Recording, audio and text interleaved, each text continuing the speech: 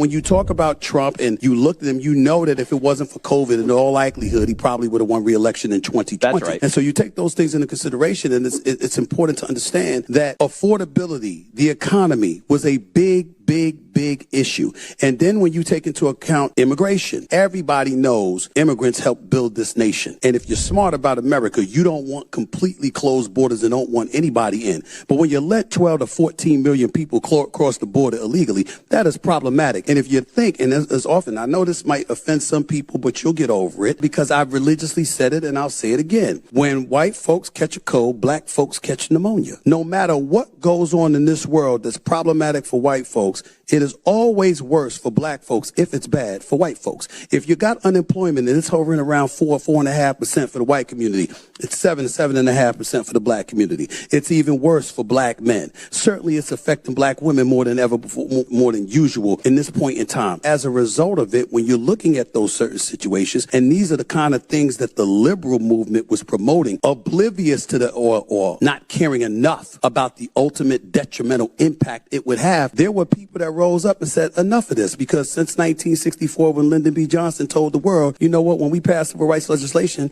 okay, guess what? We'll have the Negroes voting for us for the next 200 years. And sure enough, over the past 60 years or so, a vast majority of African Americans have voted Democrat. We know that if we're doing our homework, we serve to disenfranchise ourselves, because we told the Democratic Party, you got our vote no matter what. We told the Republicans, you ain't getting our vote no matter what. Neither was incentivized to really put forth an effort to give us the representation we deserved. And as a result, we disenfranchised ourselves, but we're not seeing it that way. You got migrants coming to this country that clearly see it that way. Look at the Hispanic population. You got Mexicans, Puerto Ricans, Guatemalans, Cubans, everything.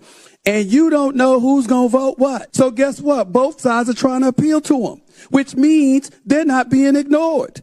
That's the game. So Barack Obama knows he can lie to them because of what Stephen A. just laid out right there. We're still going to give you but those mean Republicans, not only are they racist, they're going to take your away. The most important thing right now from a media perspective is to not let them get away with the both sides are equal thing. When I talk about lowest common denominator or just like these low-level arguments, it is the dumbest possible analysis to say both sides are exactly the same. Republicans and Democrats are different. Conservatives and liberals are different. They are different. They behave differently. They come to conclusions differently. To just say both sides, the rhetoric's exactly the same and they're the same and everything, it's so dumb.